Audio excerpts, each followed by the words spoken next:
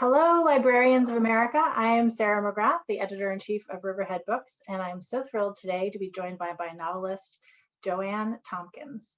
Her riveting debut novel, What Comes After, will be released April 13th. It's an atmospheric page-turner about a tragedy that rips through a Pacific Northwest community and what it takes to forgive, transform, and create a new family. Already, O Magazine is calling JoAnne an American ton of French. Anne Napolitano, author of Dear Edward, loves its wisdom and grace, and Erica Bauermeister calls it a book for the ages. JoAnne has already had a storied career as a trial lawyer, judicial officer, and mediator, working with many families in crisis. JoAnne, welcome to ALA, and will you start by telling us how the mediation work you did for so many years informed your writing of this novel? Well, first, thank you so much for that really nice introduction, and I'm really super happy to be here.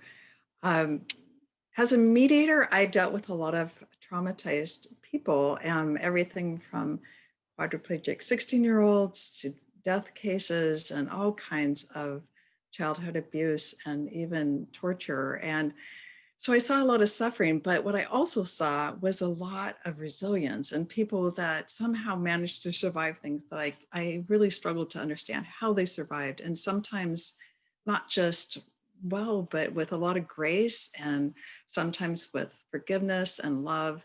And I wanted to explore that in my book. I wanted to explore people who, in my book, we have a murder-suicide of two teenage boys in a small town and the grief of the parents and the community. And I wanted to explore how you would recover, especially since there was betrayal involved. And one of the murderer was thought of as a son by the murder victim's father. And I wanted to explore those things and see how you could use suffering and loss as a way to move toward life and forgiveness. Mm-hmm. Yeah, I definitely see the influence of your work in this incredible book. I wonder if there was a particular case that you mediated that was an inspiration for the plot at the center of your story. Well, not directly, but there was a case that I mediated some years ago that involved the murder of a football player, a high school football player, and he was murdered by two of his closest friends and teammates. And everything about that murder was very different than the murder in my book. But when I mediated that case, I was just really, really struck by the mom. And the mom thought of all three boys, including the murderers, even after the murder, as her children. And she hugged the parents of the murderers at their sentencings. And she was just so filled with grace that I was moved to kind of seek her out after the mediation. And I spent time with her. And what I discovered is that she was an ordinary person like all of us. She was flawed like we all are. Her grace that I saw at the mediation was very hard earned. I mean, she really suffered through some things, but she worked at it. And at times she would still have moments of bitterness and anger, but each time she kind of pulled herself up and she kept moving toward that because her heart felt better when it did that. And I wanted to do that with my characters. And Isaac in particular, in my book, the father of the murder victim, really struggles with that. But he really is working his way through it. He's a flawed human being. All my characters are, but they're all working their hearts are tight from their losses and they're all trying to expand their hearts through the course of the book. And I was very interested in exploring how that comes about.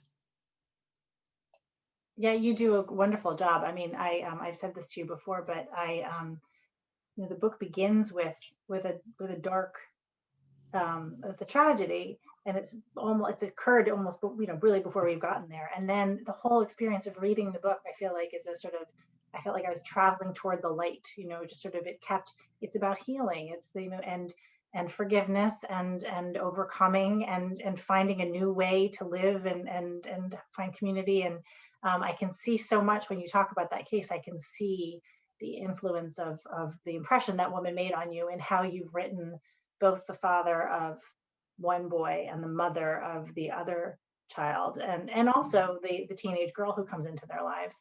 And so much of the book is about healing. So I wonder, in all the cases that you've seen, is there something particular that allows a family or a community to achieve that kind of healing? How does that happen? Well, I've thought about that a lot over the years. And what were the characteristics of the people that seemed to heal, the most? And it struck me that there were a couple things. First of all, they recognized their own suffering, but they were also willing to accept the genuine efforts of other people to make amends. And also, really importantly, they were able to see the humanity in the people that had harmed them. And that was often very difficult to do because some of the harm was pretty awful. But the people that were able to do that, that could see the whole being as opposed to the singular act that hurt them, seemed to be the most successful at finding their way through. And I feel like all my characters and what comes after are all struggling with that. They're all trying to see beyond the acts, the singular acts that caused harm to the person behind them, and to, as Isaac would say in his Quaker faith, that of God and everyone. And so it was a very interesting process for me to write it. Well, you're so good at seeing the humanity in your characters and how they are so interconnected. And it's been such a pleasure to work with you and see how you view the world that way and how you bring that to this book. So I hope, I'm going to grab my galley here. I hope that everybody will give a read to What Comes After by JoAnne Tompkins on Edelweiss or NetGalley. Comes out April 13th. And thank you for being here. Thank you.